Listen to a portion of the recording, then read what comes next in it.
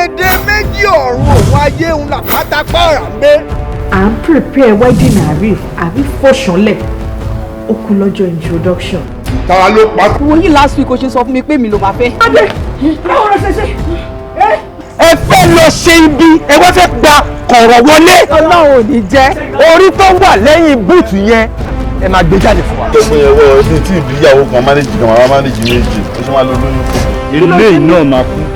ọ wàá gba ọkàn yìí lọ́wọ́ rẹ̀ ọ fi ẹnu ọ jẹ́ yàmùyàmù ní tútù. ó dẹ̀ ti ní gúnlágídí ó dẹ̀ ń wò mí rùn wọ̀n mìíràn so kò kẹ́kọ́ nìyẹn mo fẹ́ ṣe nǹkan rẹ̀ ni.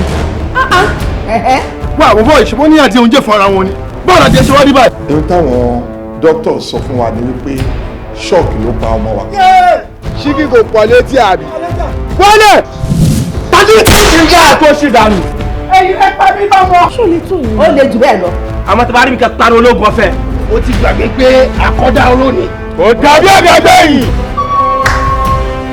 èyí kì àṣẹ ti ẹ̀ ló ẹ jọkù ẹ jẹ kòló ohun tó bá wù yín ní kẹjẹ lọ́nà ọ̀run.